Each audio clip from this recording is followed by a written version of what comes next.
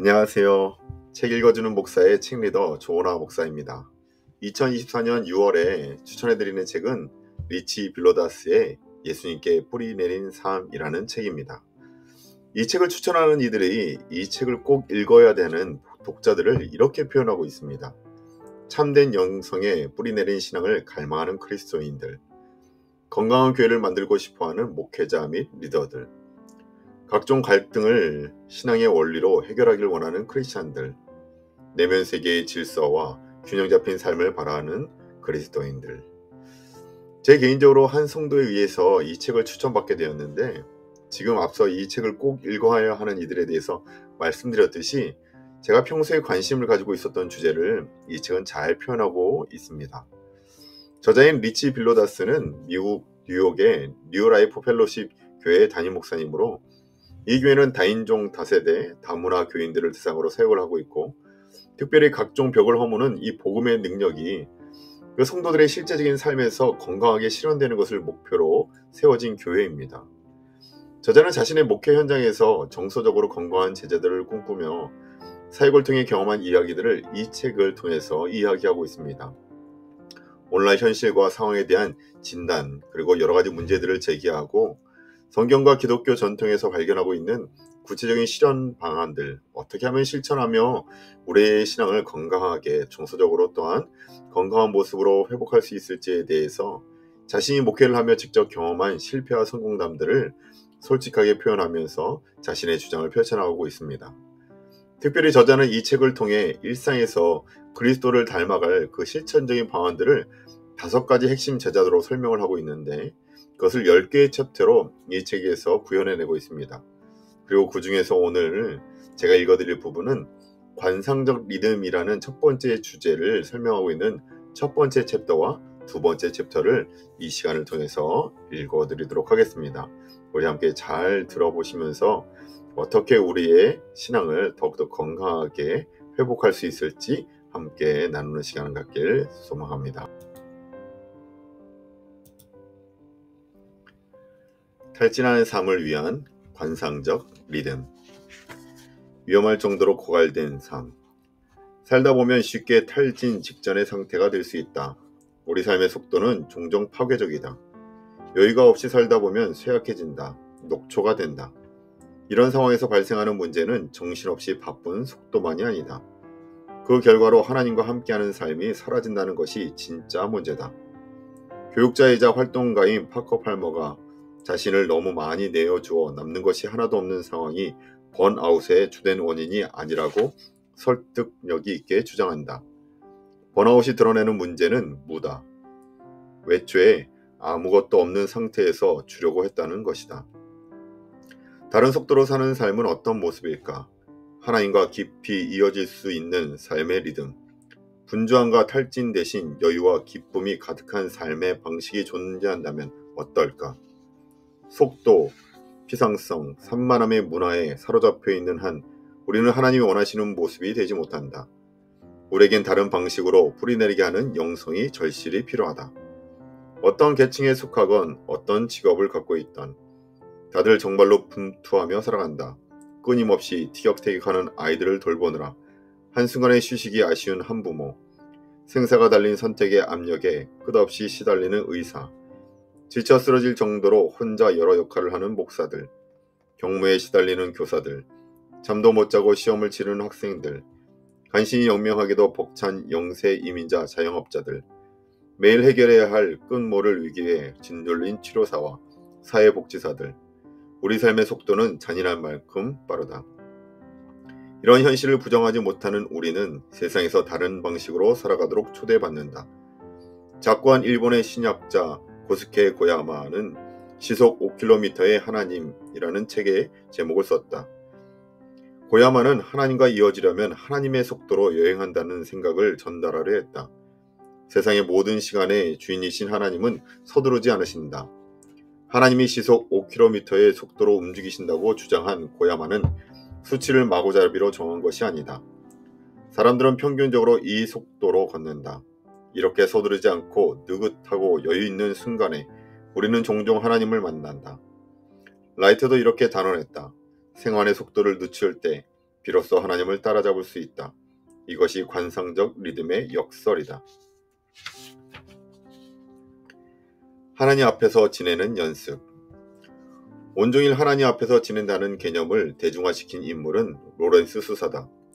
로렌스 수사는 17세기 가르멜 수다회의 수사였고 하나님의 임재 연습이라는 유명한 책을 썼다. 이 책의 개념은 간단하다. 하나님이 우리의 모든 활동 안에 임재하신다는 사실을 기억하고 기도로 그분께 마음을 드리는 것이다. 설거지를 하든 논문을 쓰든 프로야구 뉴욕 매치팀의 경기를 관람하든 우리는 하나님 앞에 있어야 한다. 아주 간단하다. 그렇지 않은가? 그러나 하나님 앞에 있는 것은 나에게도 내가 이 내용을 전한 사람들에게도 너무나 어려운 일이다. 로렌스 수사의 삶을 돌아보다 보니 그가 특별한 환경에서 살았다는 사실을 가끔 잊었다는 생각이 문득 들었다. 어려운 일이었겠지만 로렌스 수사에게 하나님의 임재 연습이 가능했던 것은 그의 생활의 구조와 리듬 때문이었다. 예수님을 따르는 자들이 그런 삶의 구조와 리듬 없이 로렌스 수사의 방식으로 하나님의 임재 연습을 실행하려고 하다가 끝없는 실망과 단절감에 빠지기 십상이다. 내가 볼 때 문제는 그가 수도원에 살았다는 사실을 우리가 잊는다는 데 있다. 수도원이라는 삶의 환경을 통해 로렌스 수사의 생활 조건을 미뤄 짐작해야 한다. 그는 정해진 기도 시간들을 지켰다. 공동체로 기도했고 혼자서도 기도했다. 그의 삶 전체가 하나님과의 교제에 도움이 되는 방식으로 정돈되어 있었다. 어쩌면 이제 이런 생각을 할지도 모르겠다. 그거야 좋지. 하지만 나는 수도원에서 살지 않잖아. 나도 마찬가지다.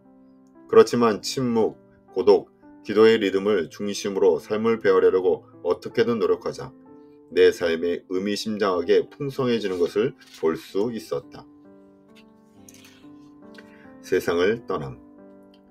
우리는 이들 초기 수도사들과 같은 방식으로 세상을 떠나고 세상의 여러 유혹과 거짓된 확신의 메시지로부터 떠나라는 초대를 받는다.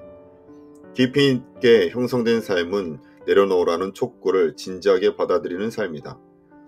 주변 세상의 속도, 소음, 가치체계는 우리에게 꾸준히 영향을 미친다. 또한 깊이 있게 형성된다는 것은 다른 리듬으로 꾸준히 되돌아간다는 뜻이다. 교제, 성찰, 지금 이 순간에 몰입할 수 있는 생기 있는 삶의 특징으로 하는 리듬으로 말이다. 하지만 이런 속도로 살려면 세상을 떠나야 한다. 이것이 예수님을 따르는 일의 역설이다. 세상을 떠나야만 세상 안에서 진정으로 편안해질 수 있다. 신학자이자 시인인 토머스 머티는 이렇게 썼다. 고독은 사치품이 아니라 반드시 갖추어야 할 필수품이다. 고독은 완전해지기 위한 수단이 아니라 하나님이 주신 삶을 살아내기 위한 수단이다. 관상적 리듬은 우리가 세상에서 살아남을 뿐 아니라 번영하기 위해 세상을 떠날 수 있게 한다. 이 과정이 내 삶에서 어떻게 이루어졌는지 소개해본다. 최근의 안신년 기간에 나는 넉 달가량 트위터, 페이스북, 인스타그램 같은 모든 소셜미디어를 끊기로 결심했다. 미디어 금식을 시작하면서 하나님과 둘만의 시간으로 나흘을 떼어놓았다. 휴대전화에서 앱을 삭제하는 순간 벌써 불안해지기 시작했다. 세상이 어떻게 돌아가고 있을까? 사람들이 나에 관해 무슨 말을 할까? 놓치는 정보가 있으면 어쩌지? 뉴욕 니스가 케빈 듀란트를 영입했을까? 맞다. 모두 세상을 뒤흔들 만한 생각이다. 이런 생각들이 한참 동안 쏟아지면서 나의 중독적 상태를 드러냈다.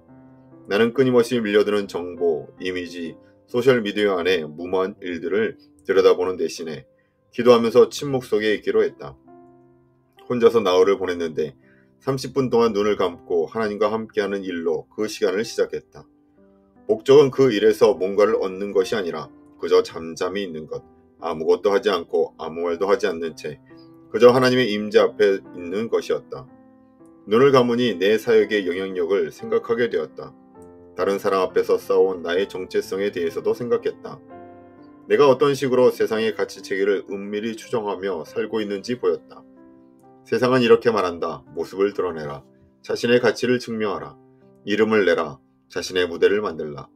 그러나 이런 생각이 들었다. 리트윗과 좋아요를 빼면 나는 누구일까? 칭찬하고 인정해주는 목소리 규모에 왜 그렇듯 골몰하고 연연하는 걸까?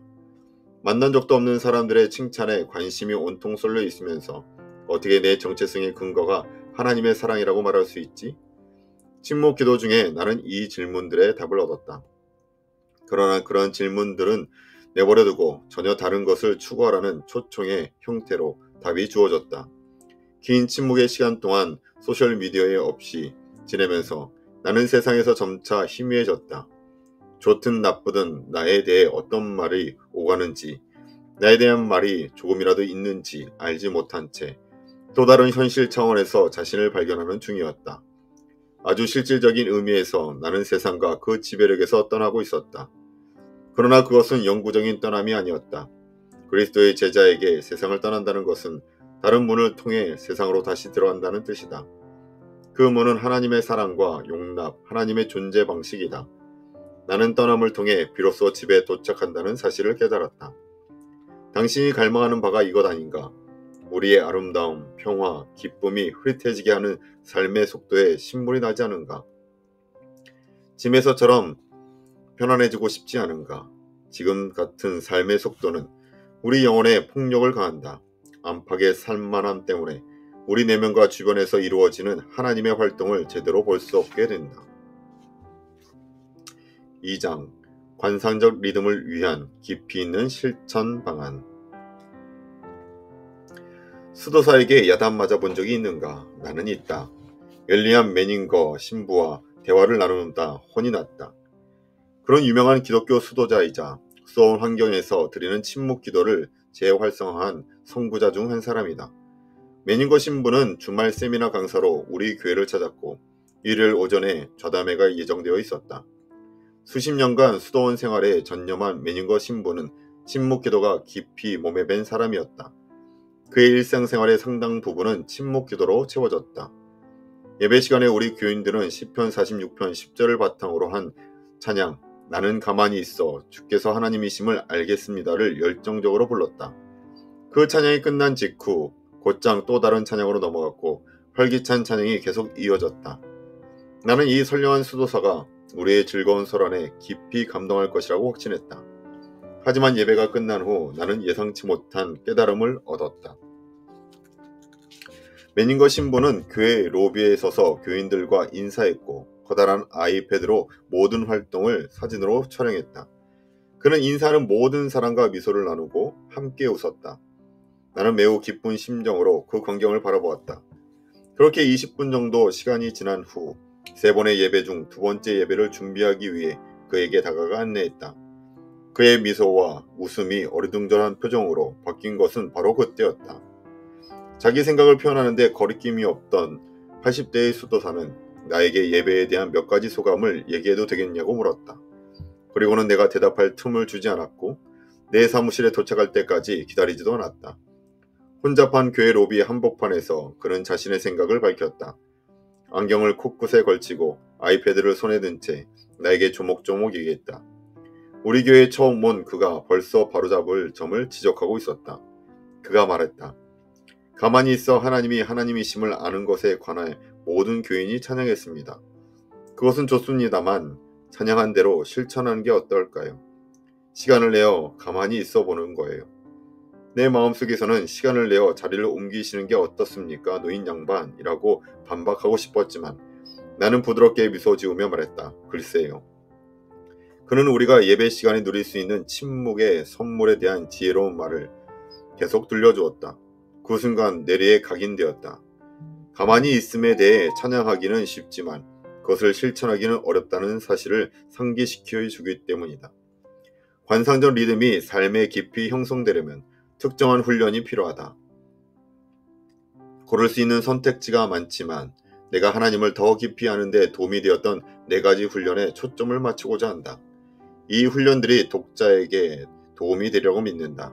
또한 이 훈련들은 내면 생활, 인종적 적대감, 선교, 소셜미디어나 가정에서 매일 접하는 상사적 대립에 대응하는 데 도움이 될 것이다.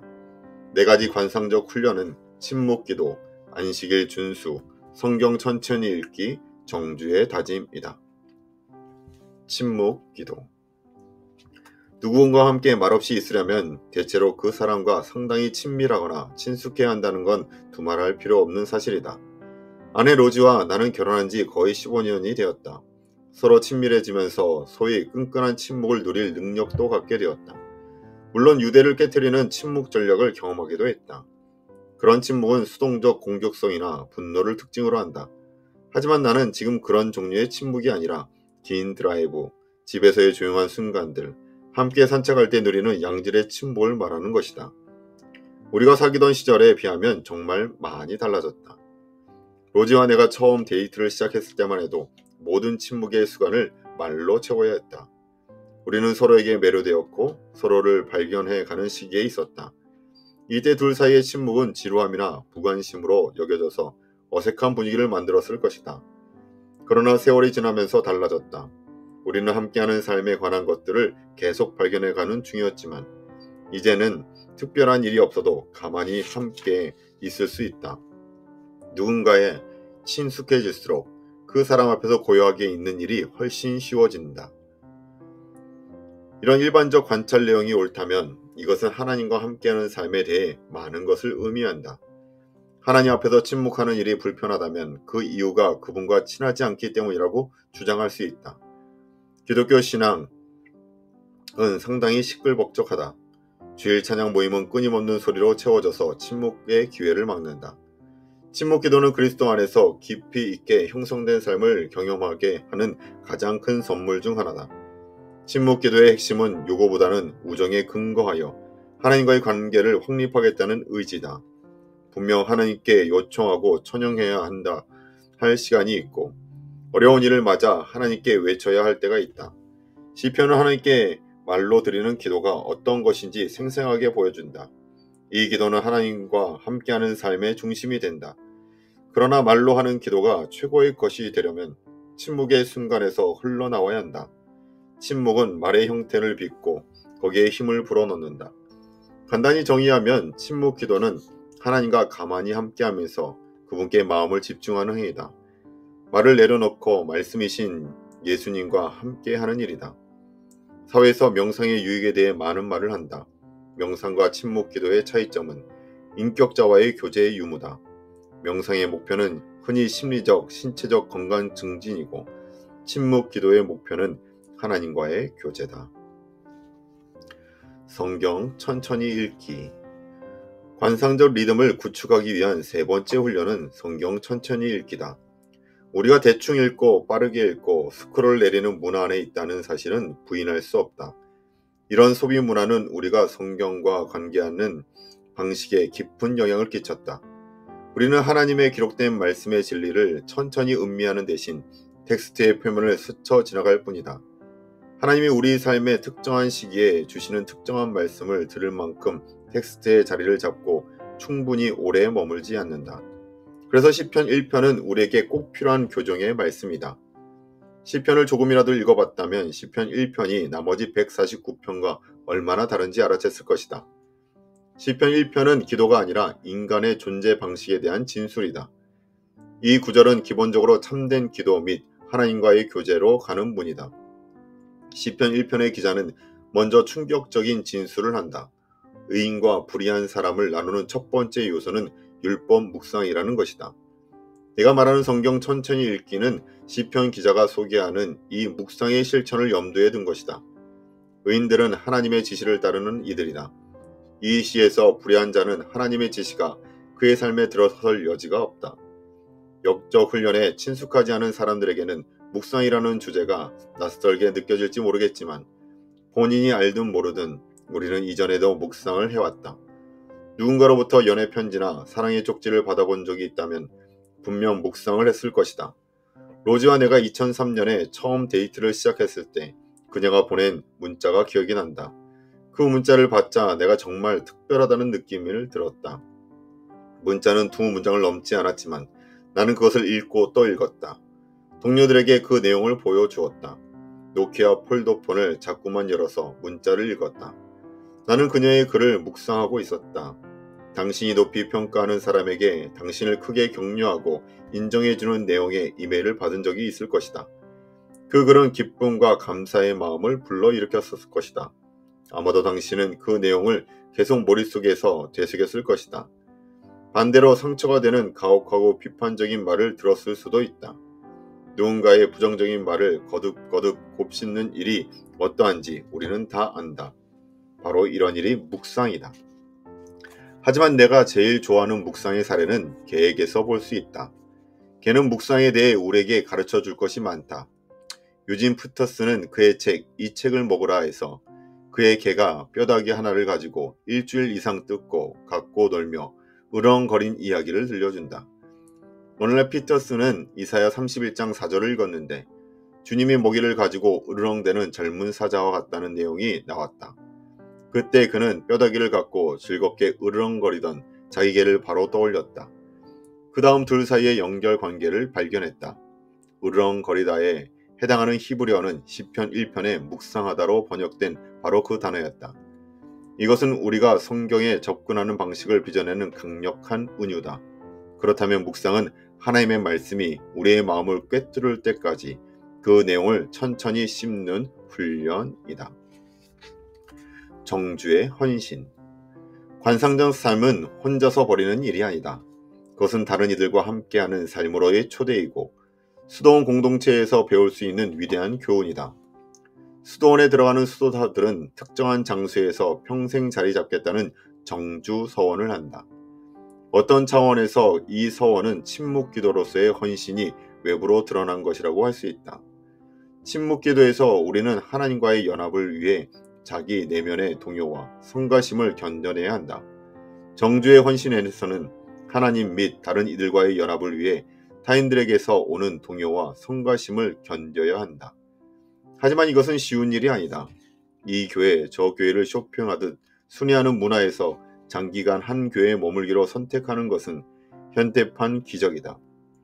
나는 특별한 갈등, 긴장, 불안의 순간에 다른 이들과의 관계를 유지해야 할 우리의 소명을 말하는 것이다.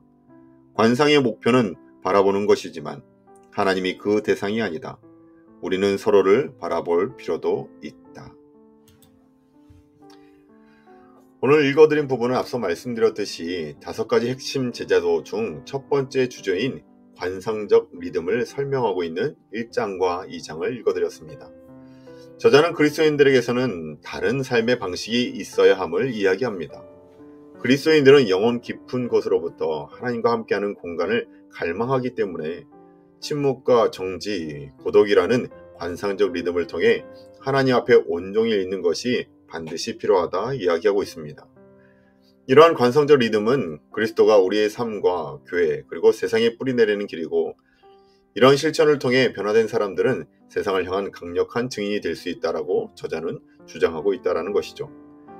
이를 위해 저자는 구체적으로 침묵을 훈련하고 안식일을 준수함으로 바쁘게 달려가는 시간 속에서 멈춤을 배우고 성경을 천천히 읽으며 하나님의 말씀을 곱씹을 것을 그리고 마지막으로 다른 이들과 함께하는 삶, 정주의 헌신을 다짐하라 이야기합니다. 너무나 바쁘게 더 빠르게 움직이는 세상 속에 살아가며 속도에 지쳐가며 탈진해가는 현대 크리스찬들에게 저자는 다시 한번 하나님과 함께하는 삶을 되찾을 것을 이야기합니다. 그리고 그것이 바로 오늘 우리의 삶일 수도 있다라는 것이죠.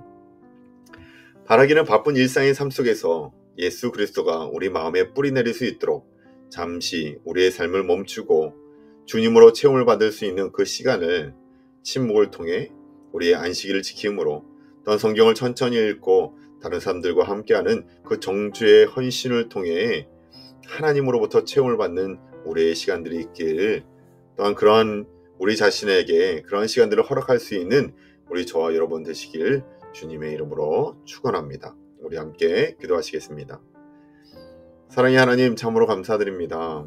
우리는 크리스찬으로서 이 세상을 살아갑니다. 너무나 바쁘고 분주한 삶이지만 다시 한번 우리의 내면의 세계를 정리하고 더욱더 우리의 마음을 예수 그리스도께 뿌리내리기 위하여 잠시 우리의 바쁨을 내려놓고 정말 주님을 생각하고 우리의 시간들 속에 하나님의 말씀을 우리 마음의 체험으로 말미암아 다시 한번 하나님과 함께하는 삶, 주님과 함께하는 기쁨을 회복할 수 있는 저희 모두가 될 수 있도록 인도하여 주시옵소서. 정서적으로 영적으로 건강한 하나님의 사람들 될 수 있도록 우리를 주장하여 주실 것을 소망하며 이 모든 말씀 걸어가신 예수님의 이름으로 감사하며 기도하옵나이다. 아멘. 감사합니다.